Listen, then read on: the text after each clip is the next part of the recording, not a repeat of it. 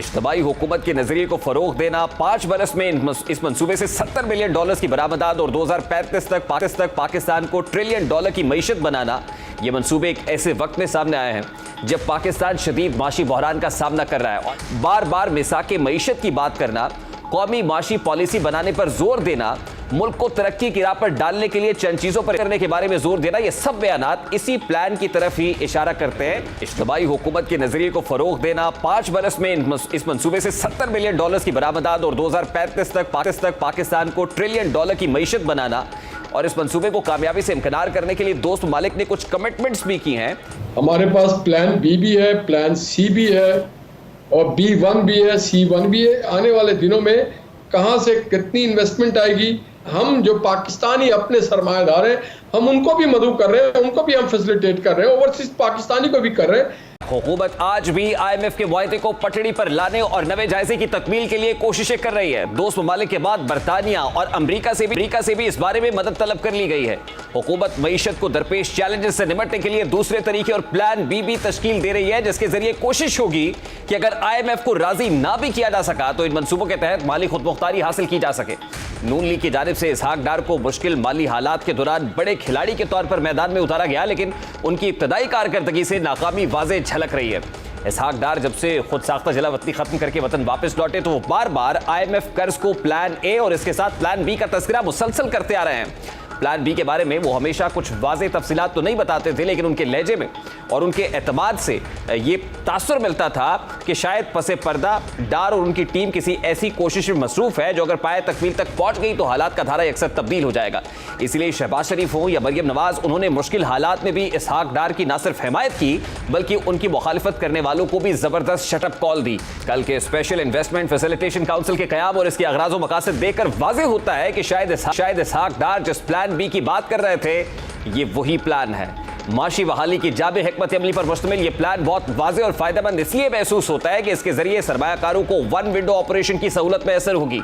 बैरून मुल्क सरमायाकारी ना होने की बड़ी वजूहात में से एक वजह यह भी थी कि सरमायाकारों को सरमायाकारी के लिए कभी एक इदारे से दूसरे इदारे के चक्कर काटने पड़ते थे और अपना पैसा लगाने के लिए भी उन्हें मुश्किल मराहिल से गुजरना पड़ता था, जिससे उनकी बददिली में इजाफा होता था। स्पेशल इन्वेस्टमेंट फैसिलिटेशन काउंसिल के नाम से बनाई गई इस खुसूसी कमेटी का मकसद दिफा, ज़राअत, मादनियात, IT और तवानाई के शोबों में गल्फ कोऑपरेशन काउंसिल यानी खलीजी ममालिक से सरमायाकारी के अमल को बेहतर बनाना है। ये मंसूबे एक ऐसे वक्त में सामने आए हैं जब पाकिस्तान शदीद माशी बहरान का सामना कर रहा है और IMF प्रोग्राम की बहाली के मादूम होते इम्कानात की वजह से मुल्क के दिवालिया होने के खदशात बढ़ रहे हैं, जबकि दूसरी जानिब मुल्क में सियासी बहरान भी थमने का नाम नहीं ले रहा। वज़ीर आज़म ने इस काउंसिल के तहत 3 मुख्तलिफ कमेटियां भी तश्कील दे दी है, जिनमें अवलीन एपेक्स कमेटी की सरबराही शहबाज शरीफ खुद करेंगे, जबकि army chief general Asim Munir को खुसूसी दावत पर इसका हिस्सा बनाया गया है। एपेक्स कमेटी के बाद एग्जीक्यूटिव कमेटी बनाई गई है, जिसमें वफाकी वज़रा बराए दिफा, IT, तवानाई के अलावा वज़राए मुमलिकत बराए पेट्रोलियम और उमूर ख़जाना शामिल होंगे। इनके अलावा सूबाई वज़रा बराए ज़राअत, मादनियात, IT, तवानाई, उमूर ख़जाना, मनसूबाबंदी और तमाम चीफ सेक्रेटरीज भी इस कमेटी का हिस्सा होंगे। तीसरी सतह पर एक अमल दरामद कमेटी तश्कील दी गई है, जिसमें पाकिस्तान फौज के एक डायरेक्टर जनरल, वज़ीर आज़म के एक मुआविन खुसूसी और काउंसिल के सेक्रेटरी जो 21वें ग्रेड के अफसर होंगे वो शामिल होंगे।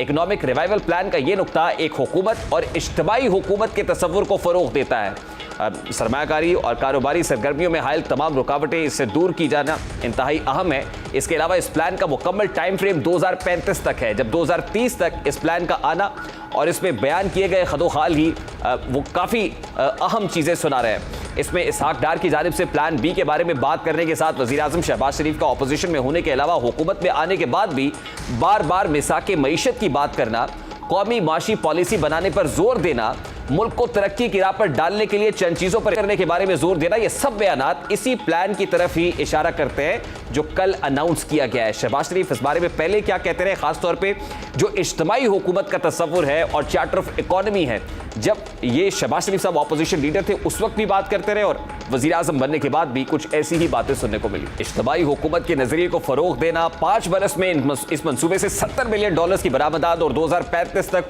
पाकिस्तान को $1 ट्रिलियन की मईशत बनाना, ये नकात इस तरफ इशारा करते हैं कि मजबूत हलकों में कहीं ना कहीं एक मुसलसल और इज्तिमाई हुकूमत कायम करने की ख्वाहिश मौजूद है। ऐसी हुकूमत जो तमाम तर स्टेक होल्डर्स पर मुश्तमिल हो, जिसको मुनासिब वक्त और काम करने की आज़ादी हासिल हो, ताकि वो इस मंसूबे के तहत मुल्क की मईशत को पटड़ी पर डाल सके और यकसू होकर काम कर सके। इस मंसूबे में 7 बरस और 12 बरस की पॉलिसीज और टारगेट्स को शामिल किया गया है, जिसके लिए सियासी इस्तेहकाम इंतहाई ज़रूरी है। तो यह सवाल यह है कि पॉलिसी मेकर्स जिन्होंने इस पॉलिसी को तरतीब दिया है, क्या उन्होंने सियासी अदम इस्तेहकाम का जिन भी बोतल में बंद करने का बंदोबस्त कर लिया है? क्या इस पॉलिसी और इस पे बयान करदा कुछ मखसूस नकात यही जाहिर कर रहे हैं कि अब जो भी हुकूमत कायम होगी, अब की बार वो इज्तमाई और देरपा होगी। इज्तमाई हुकूमत के नजरिए को फरोग देना, 5 बरस में इस मंसूबे से $70 बिलियन की बरामदाद और 2035 तक पाकिस्तान को $1 ट्रिलियन की मईशत बनाना। माहिरीन कुछ सवालात भी उठा रहे हैं और पूछते दिखाई देते हैं कि क्या ये मंसूबा सियासी नारे से बढ़कर है?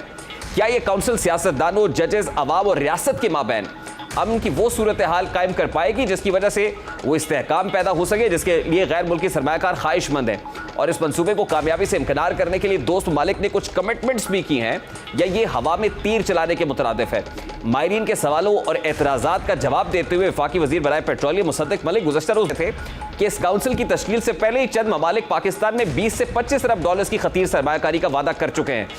ये प्लान सुनने में तो भला मालूम होता है, अच्छा लग रहा है, लेकिन कितना काबिल अमल है और हुकूमत कितनी यकसुई के साथ इस पर अमल दरामद करने के लिए जो है वो बेहतर दिखाई दे रही है, क्योंकि ऑब्वियसली इंटरिम सेटअप भी आना है, हुकूमत का खात्मा भी अगस्त में असम्बलीज को डिसॉल्व भी होना है। तो ये कैसे हो पाएगा, बात करेंगे। इस वक्त पाकिस्तान मुस्लिम लीग नून के सीनियर रहनुमा निहाल हाशमी साहब ने भी ज्वाइन किया है। अस्सलाम वालेकुम निहाल साहब, बहुत बहुत शुक्रिया आपके वक्त के लिए। सबसे पहले तो फरमाइएगा कि स्पेशल इन्वेस्टमेंट जो काउंसिल का कयाम है, यही प्लान बी है जिसका हुकूमत बार बार जिक्र कर रही थी? हुकूमती वज़रा और हुकूमती ज़ोमा बार बार कहते थे कि IMF आता है, आए, नहीं आता ना आए, हमारे पास प्लान बी मौजूद है। Is it that plan B? वालेकुम अस्सलाम और बिस्मिल्लाहिर्रहमानिर्रहीम। हमारे पास प्लान बी भी है, प्लान सी भी है और B1 भी है, C1 भी है। हमारे पास वो प्लान है कि हमने हर हाल में पाकिस्तान के मईशत को, पाकिस्तान की इकॉनमी को एक रास्ते पे लगाना है, पाकिस्तान की मईशत को खड़ा करना है, इस्तेहकाम देना है, इस मुल्क को डिफ़ॉल्ट नहीं होने देना है। और यकीनन उसमें आपने ये भी देखा होगा, आपने बहुत अच्छा सवाल किया कि बड़े कलील मुद्दत में हमने एक प्लान बी और सी भी बना लिया, जिसमें 1 विंडो ऑपरेशन है, जिसमें हमने कहा है कि आने वाले दिनों में कहाँ से कितनी इन्वेस्टमेंट आएगी, कौन कौन लोग हमारे साथ प्लेज कर रहे हैं, किस किस शोबे में आएगी, क्या क्या यहाँ पे सर्विस सेक्टर में क्या आएगी, इंडस्ट्रियल सेक्टर में क्या आएगी। ये लोन से हट करके है, ये पाकिस्तान में डायरेक्ट इन्वेस्टमेंट है, पाकिस्तान में रोजगार के मौके मिलेंगे, पाकिस्तान में सरमाया आएगा। ये बहुत बड़ा सवाल है ना निहाल साहब कि सरमायाकारी आएगी कैसे, किन श्योरिटीज पर, किन गारंटीज पर आएगी? मैं इस तरफ आता हूं, लेकिन उससे पहले इंपॉर्टेंट चीज ये है कि पैरेलल वजीर आजम साहब IMF की MD से भी बात कर रहे हैं, बरतानिया से भी बात कर रहे हैं, यानी अभी भी IMF की तरफ निगाहें हैं कि IMF हमें रेस्क्यू करने के लिए आ जाए, अगर नहीं आता तो फिर इस प्लान बी की तरफ जाना होगा। नहीं, हम हर से बात करते हैं, किसी से हमें कभी दरवाजे बंद नहीं किया। IMF एक हकीकत है, जिस तरह IMF एक हकीकत है, इसी तरह से फॉरेन इन्वेस्टमेंट भी एक हकीकत है, इसी तरह से इस रीजन के खित्ते के ममालिक भी एक हकीकत है। तो हम किसी भी हकीकत से मुंह नहीं मोड़ेंगे। और इवन हम जो पाकिस्तानी अपने सरमायादार हैं, हम उनको भी मदऊ कर रहे हैं, उनको भी हम फैसिलिटेट कर रहे हैं, ओवरसीज पाकिस्तानी को भी कर रहे हैं। देखिए, हमें पाकिस्तान की इकॉनमी को अपने उस डगर पे लाना है जो 2017 में मोहम्मद नवाज शरीफ साहब छोड़ गए थे, जहां पे पाकिस्तान की GDP 5.8 पे थी। उसके लिहाज से हम जो भी इक़दाम होगा वो हम जरूर करेंगे। देखिए निहाल साहब, आपने कहा कि ओवरसीज पाकिस्तानीज इन्वेस्ट करें और उसके बाद फॉरेन डायरेक्ट इन्वेस्टमेंट की बात कर रहे हैं। जहां तक ओवरसीज पाकिस्तानीज के इन्वेस्ट करने की बात है, तो रिसेंटली रोशन डिजिटल अकाउंट से किस तरह लोगों ने पैसे निकाले वो आपने देखा। फिर जो फॉरेन डायरेक्ट इन्वेस्टमेंट है वो इस बेसिस पर आती है कि मुल्क में जो पॉलिटिकल स्टेबिलिटी है वो भी हो, मुल्क में कोई डिफॉल्ट के दहाने पर ना हो, बल्कि कुछ गारंटीज उन्हें चाहिए होती हैं। फिर IMF की एक गारंटी भी बहुत बड़ी चीज थी कि 2 ममालिक हमें पैसे नहीं दे रहे थे। तो जब तक ये नहीं होगा तब तक फॉरेन डायरेक्ट इन्वेस्टमेंट कैसे आ जाएगी, तब तक ओवरसीज पाकिस्तानीज का एतमाद मुल्क पर कैसे बहाल हो जाएगा? आपके सवाल में 2 जवाब है। नंबर 1 जवाब यह है कि वो सारे लोग जिन्होंने IMF को खतूत लिखे, जिन्होंने इंटरनेशनल मुख्तलिफ इदारों को खतूत लिखे, दीगर ममालिक को खतूत लिखे कि पाकिस्तान में इन्वेस्टमेंट ना किया जाए और जो IMF के मुआहदे उसको ऑनर ना किया जाए, जिन्होंने ओवरसीज पाकिस्तानी को तरगीब दिया कि पाकिस्तान में एक सिविल वॉर शुरू हो चुकी, पाकिस्तान के लिए बाइकआउट किया जाए, सिविल नाफरमानी की तहरीक चला जाए। एक फैक्टर वो है जो एक तरफ हम इसको अगर बना रहे तो दूसरे तरफ वो उसको तोड़ने पे लगे। दूसरा जो फैक्टर है वो फैक्टर ये है कि मोहम्मद नवाज शरीफ और पीएमएलएन का नाम ही काफ़ी है इस बात की गारंटी करता है। 2008 के बाद 2013 तक जो मईशत का हाल थे और 2013 में आके जिस तरह से उसको टेक ऑफ किया गया है और जिस तरह के मुल्क का इंफ्रास्ट्रक्चर को डेवलप किया गया है, जिस तरह से सीपैक इस मुल्क में है, तो हम खुद एक गारंटी के सिंबल हैं।